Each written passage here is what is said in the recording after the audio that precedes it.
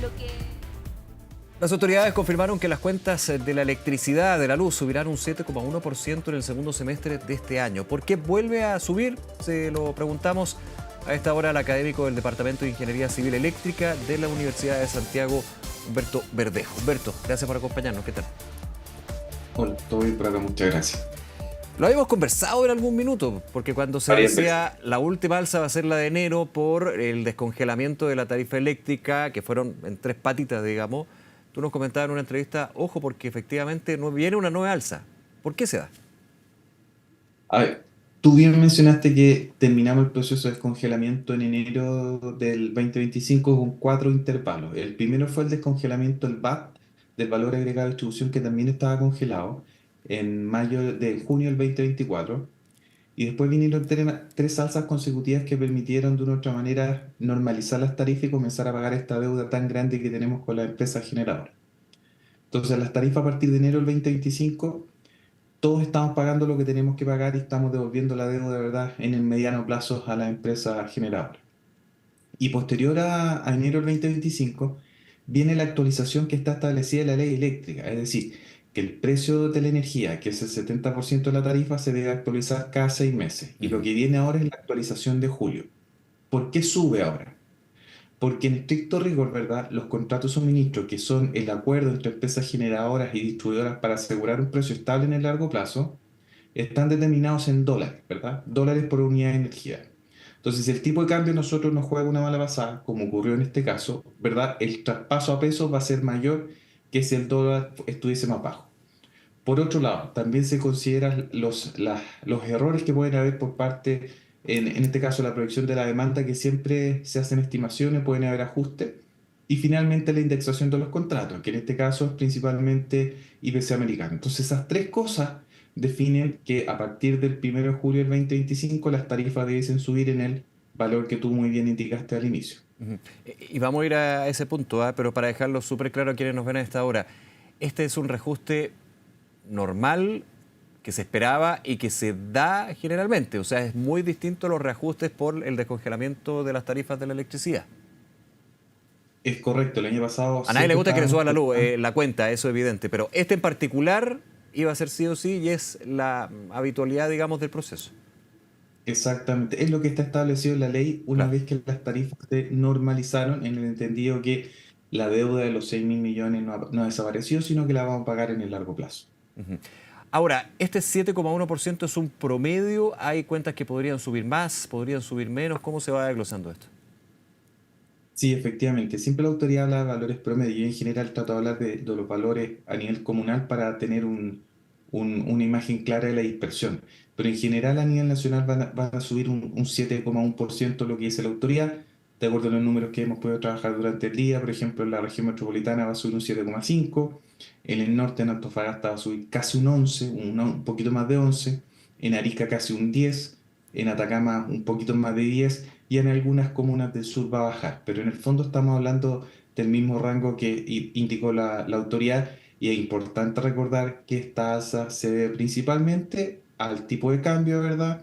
Y está asociada al procedimiento normal de actualización de las tarifas eléctricas que está establecida en la Ley General de Servicio Eléctrico. Déjame volver al punto, porque cuando hablamos del tipo de cambio, para también para tenerlo bastante más claro, cuando hablamos del tipo de cambio como un factor que influye en el alza de las cuentas de electricidad, yo recuerdo, o nos podemos recordar siempre y hacer una similitud en términos de lo que sucede con otra fuente de energía que son los combustibles. Ahora, ahí es distinto porque el petróleo somos importadores netos y por ende todo lo que se compra en petróleo es en dólar. En la electricidad hay que verlo desde la misma manera, pensando en que no se importa, digamos, a Chile la energía. Claro, porque efectivamente una de las políticas públicas exitosas en el sector eléctrico fueron las licitaciones de suministro, que en el 2015 se perfeccionaron y permitieron que muchos inversionistas extranjeros apostaran en este caso por la energía limpia en el país. Pero indudablemente los contratos de suministro están definidos en dólares, ¿verdad? Y eso de una otra manera genera que cuando el tipo de cambio sube, ¿verdad? Los últimos meses ha estado sobre los 900 pesos, el tipo de cambio para esta fijación que se utilizó de 9,60. Por lo tanto, mientras más alto esté el dólar, más costoso va a ser para nosotros el traspaso a pesos. Sí, estaba revisando algunos puntos de la información que tenga la Comisión Nacional de Energía. El tipo de cambio, pero también ajustes regulatorios postergados desde la pandemia. A ver, lo que pasa es que hay dos cosas. Ajá. Dentro del ajuste normal que se hace cada 6 meses están los rezagos por atraso en los decretos tarifarios. Entonces, probablemente pueden haber saldos pendientes que esos mismos saldos pendientes se tienen que traspasar por ley al decreto tarifario siguiente. Entonces, probablemente puede que haya algún saldo que no se traspasó en el debido momento y en esta oportunidad se está traspasando tarifa. Ujú. Esto sería dentro de la segunda mitad de 2025. No hay una fecha exacta, de hecho, porque el ministro de Energía decía durante la mañana que el decreto debe ir a toma de razón a la Contraloría General de la República. ¿Hay algún estimado, Humberto, de cuándo podría ya verse reflejado en las cuentas de la luz que vemos en las imágenes? El proceso administrativo tiene cuatro etapas. Primero, el informe técnico preliminar, el informe técnico definitivo, que es lo que salió ayer, Claro. el decreto que emite el Ministerio de Energía y después la toma de razón en Contraloría General de la República. Indudablemente, mientras más se demore el decreto en estar efectivo, ¿verdad? Más deuda se va a acumular porque los precios no son los reales los que están asociados a los contratos de suministro. Entonces, indudablemente, la Contraloría General de la República tiene, digamos, hasta el 1 de julio para publicarlo en el diario oficial para no seguir acumulando más deuda. Ahora, pensando en julio, ¿no deberían haber nuevas salsas en las cuentas de la electricidad en lo que queda del año? La verdad es que no. Todavía nos queda una patita, ¿verdad?, que está en discusión, que es la deuda que tenemos con las empresas distribuidoras. Ujú. El 2019, no producto del estallido social, sino una modificación regulatoria que tomó mucho tiempo en implementarla, se generó una deuda con las empresas distribuidoras que todavía no saldamos. Y esa deuda, al día de hoy, según los números que yo he estimado, está entre los 800 y los 1.000 millones de dólares.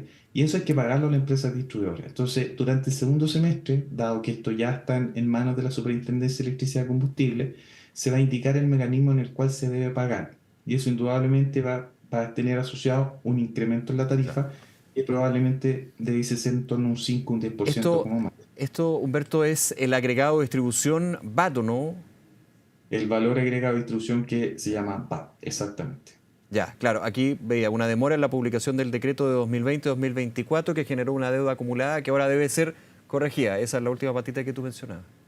Es justamente, es un monto de dinero que en la medida que no se salde, sigue acumulando intereses y eso sigue agrandando una bolsa que tenemos que devolver a la empresa distribuidora.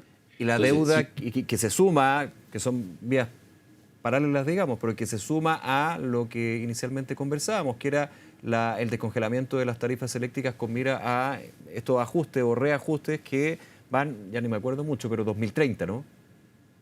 2035 35. se termina de pagar la deuda con las generadoras, que son cerca de sobre 6.000 millones de dólares. Ya. En este caso, con la empresa distribuidora, la deuda es mucho menor, pero no deja de ser considerable.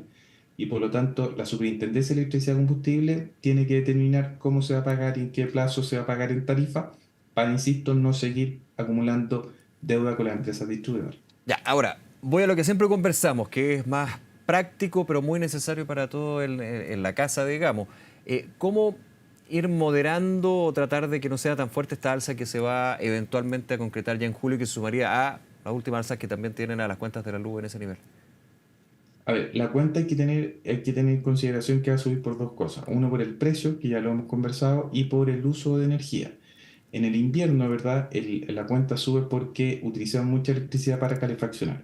Entonces, indudablemente, ojalá utilizar las mismas recomendaciones que en el verano para refrigerar, es decir, puertas y ventanas selladas, ojalá utilizar cortina un poquito más gruesa, calefaccionar con todas las puertas cerradas y lo más importante, utilizar los electrodomésticos que generan calor de la forma más prudente posible.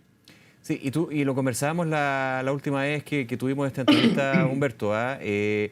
Hay fuentes de uso de electricidad que gastan más, digamos, que lo que uno pensaría. Por ejemplo, tú me comentabas, que es lo ideal, o sea, hay que hacer eficiencia energética, pero dejar prendida la electricidad o la luz de la casa a estas alturas con las nuevas tecnologías no es tan gastador como si, por ejemplo, el hervidor eléctrico clásico. Exactamente, al día de hoy, ¿verdad? Tenemos la ventaja que toda la iluminación que se vende en el país es muy eficiente. Entonces, los electrodomésticos que sí van a generar mucho consumo son todos los que produzcan calor. Y en ese sentido, resulta muy recomendable utilizar, por ejemplo, el hervidor eléctrico en el termo. y no utilizar el SBO muchas veces en el día porque al final de cuentas es una estufa. Y todos los electrodomésticos que generen calor, utilizarlo ojalá a plena carga y ojalá programar el uso durante la semana. Humberto Verdejo, como siempre, gracias por tu tiempo y por conversar con nosotros sobre este tema, Humberto. Que estés muy bien. Muchas gracias, que esté muy bien. Hasta luego. Un abrazo, chao.